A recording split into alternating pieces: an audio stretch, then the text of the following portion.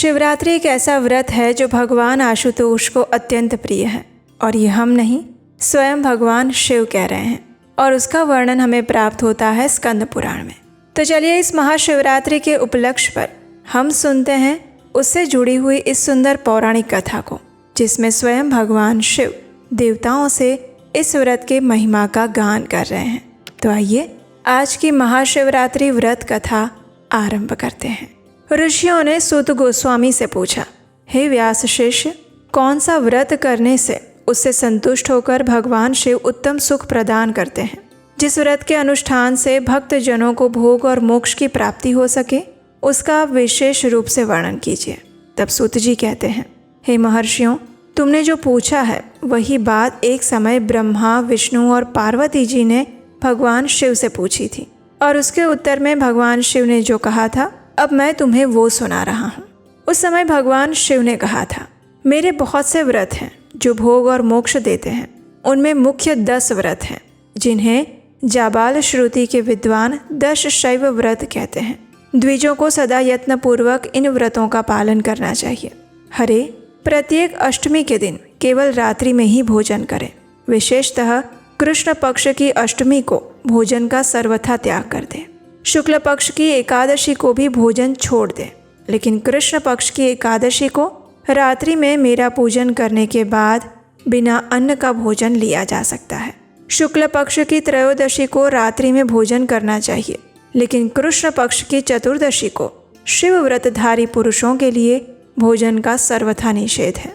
दोनों पक्षों में प्रत्येक सोमवार को प्रयत्नपूर्वक मात्र रात्रि में ही भोजन करना चाहिए। शिव के व्रत में तत्पर रहने वाले लोगों के लिए ये अनिवार्य नियम है। इन सभी व्रतों में व्रत की पूर्ति के लिए अपनी शक्ति के अनुसार शिव भक्त ब्राह्मणों को भोजन कराना चाहिए। द्विजों को इन सब व्रतों का नियम पूर्वक पालन करना चाहिए। जो भी ब्राह्मण इनका त्याग करते हैं वे चोर कहलाते हैं। मुक्ति मार्ग में प्रवीण पुरुषों को मोक्ष की प्राप्ति कराने वाले 4 व्रतों का नियम पूर्वक पालन करना चाहिए और वे 4 व्रत इस प्रकार हैं। भगवान शिव की पूजा, रुद्र मंत्रों का जप, शिव मंदिर में उपवास और काशी में मरण, ये मोक्ष के सनातन मार्ग बताए गए हैं। सोमवार की अष्टमी और कृष्ण पक्ष की चतुर्दशी, इन 2 तिथियों को उपवास पूर्वक व्रत रखा जाए तो वो भगवान शिव को संतुष्ट करने वाला होता है और इसमें अन्यथा विचार करने की कोई आवश्यकता नहीं है। इन चारों में भी शिवरात्रि का व्रत सबसे अधिक बलवान बताया गया है और इसीलिए भोग और मोक्ष रूपी फल की इच्छा रखने वाले लोगों को मुख्यतः इस महाशिवरात्रि व्रत का पालन करना चाहिए। इस व्रत को छोड़कर दूसरा कोई हितकारी व्रत नहीं है। ये व्रत सबके लिए धर्म का उत्तम साधन है। निष्काम और सकाम भाव रखने वाले मनुष्यों, वर्णों, आश्रमों, स्त्रियों, बालकों, दासों, दासियों और देवता आदि सभी देहधारियों के लिए ये श्रेष्ठ व्रत हितकारक बताया गया है। फाल्गुन मास के कृष्ण पक्ष में शिवरात्रि तिथि का विशेष महात्म्य आता है। जिस दिन आधी रात्रि के समय तक वो तिथि विद्यमान रहे, उसी दिन उसे व्रत के लिए ग्रहण करना चाहिए। शिवरात्रि करोड़ों हत्याओं के पाप का नाश कर देती है। हे केशव, उस दिन प्रातःकाल से लेकर जो कार्य करना आवश्यक है उसे प्रसन्नतापूर्वक तुम्हें बता रहा हूँ। ध्यानपूर्वक सुनिए। बुद्धिमान पुरुष सुबह उठकर बड़े आनंद के साथ स्नान आदि नित्य कर्म करें, आलस्य को अपने पास न आने दे और फिर शिवालय में जाकर शिवलिंग का विधिवत पूजन करें और फिर मुझ शिव को नमस्कार करें और फिर उत्तम संकल्प लेते हुए इस मंत्र का उच्चारण करें। देवदेव महादेव नीलकंठ नमोस्तुते, कर्तुम इच्छाम्यहं देव शिवरात्रि व्रतं तव। तव प्रभावात् देवेश निर्विघ्नेन भवेदिति, कामाद्या शत्रवो मां वै पीड़ां कुर्वन्तु नैव हि। यानी कि हे देवदेव महादेव, हे नीलकंठ, आपको नमस्कार है। हे देव, मैं आपके शिवरात्रि व्रत का अनुष्ठान करना चाहता हूँ। हे देवेश्वर, आपके प्रभाव से ये व्रत बिना किसी विघ्न बाधा के पूर्ण हो और काम आदि शत्रु मुझे पीड़ा ना दे, यही आशीर्वाद प्रदान कीजिए। ऐसा संकल्प करके पूजन सामग्री का संग्रह करें और फिर उत्तम स्थान में जो शिवलिंग है उसके पास रात्रि में जाकर स्वयं उत्तम विधि विधान का संपादन करें।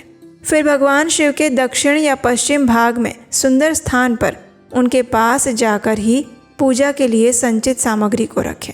फिर श्रेष्ठ पुरुष वहाँ फिर से स्नान करें। स्नान के बाद सुंदर स्वच्छ वस्त्र और उपवस्त्र धारण करें। 3 बार आचमन करने के बाद पूजन आरंभ करें। जिस मंत्र के लिए जो द्रव्य नियत किया गया है उस मंत्र को पढ़कर उसी द्रव्य के द्वारा पूजा करनी चाहिए। बिना मंत्र के महादेव जी की पूजा नहीं करनी चाहिए। गीत, वाद्य, नृत्य आदि के साथ भक्ति भाव से संपन्न होकर रात्रि के पहले प्रहर में पूजन करके विद्वान पुरुष मंत्र का जाप करें। अगर मंत्रज्ञ पुरुष उस समय श्रेष्ठ पार्थिव लिंग का निर्माण करें तो नित्य कर्म करने के बाद पार्थिव लिंग का पूजन करें। पहले पार्थिव बनाकर पीछे उसकी विधिवत स्थापना करें। फिर पूजन के बाद अनेक प्रकार के स्तोत्रों द्वारा भगवान वृषभ ध्वज को संतुष्ट करें। बुद्धिमान पुरुष को चाहिए कि उस समय शिवरात्रि व्रत के महात्म्य का पाठ करे अथवा उसका श्रवण करें।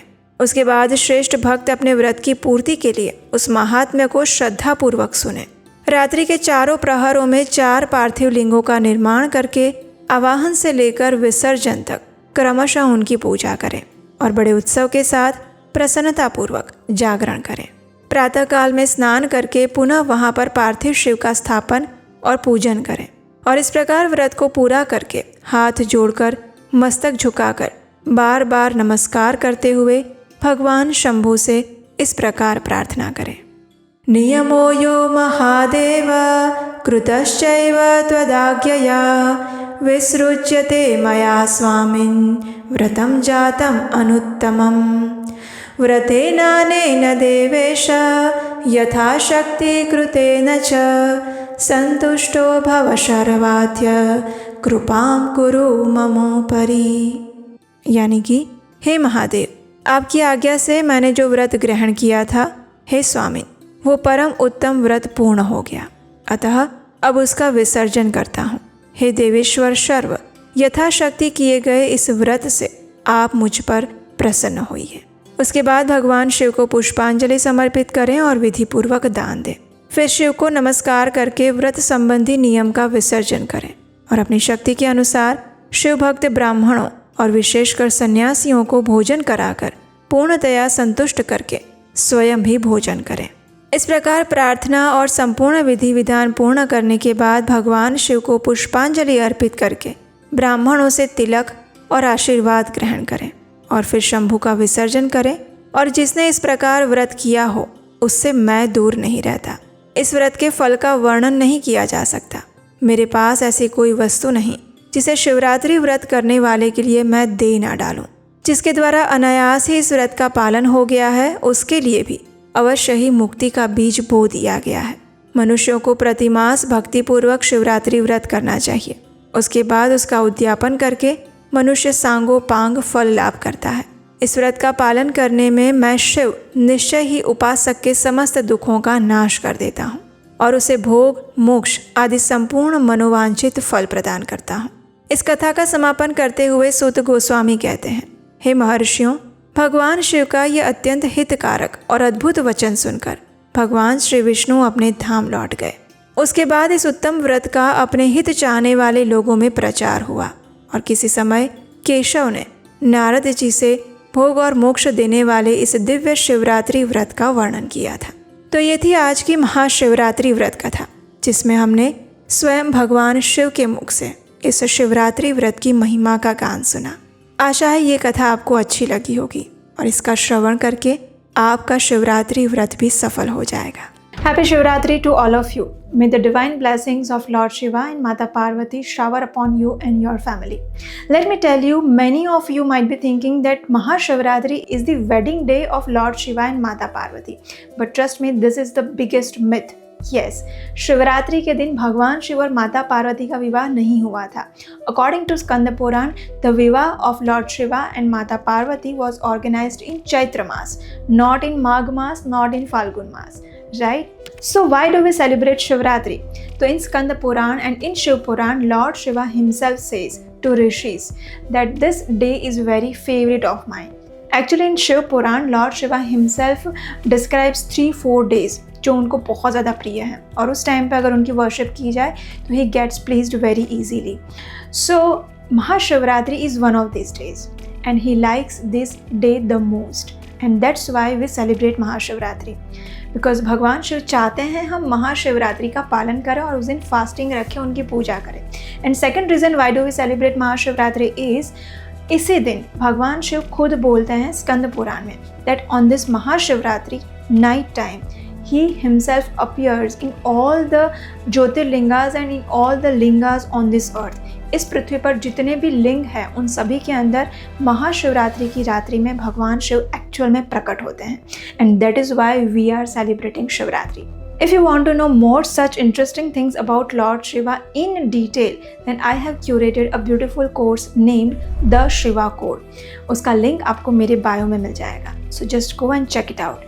So इस Mahashivratri let's try to worship Lord Shiva with right consciousness and with authentic bona fide scriptural knowledge। Happy Shivratri to all of you। अगर आप चाहें तो आज शिवरात्रि के दिन ये पुण्य कार्य दूसरों के लिए भी करें। इस वीडियो को, इस कथा को, इस शिव महात्म्य को अपने परिवार में, मित्रों में, संबंधियों में अधिक से अधिक लोगों को शेयर करें, ताकि उन्हें भी इस कथा के माध्यम से भगवान शिव की विशेष कृपा प्राप्त हो सके। और अगर पहली बार इस चैनल पर आए हैं तो आपके अपने चैनल उपदेशाष्टकम को सब्सक्राइब करके रखें। और हम आपसे मिलेंगे भगवान शिव से जुड़ी हुई एक और सुंदर पौराणिक कथा के साथ आपके अपने चैनल उपदेशाष्टकम पर।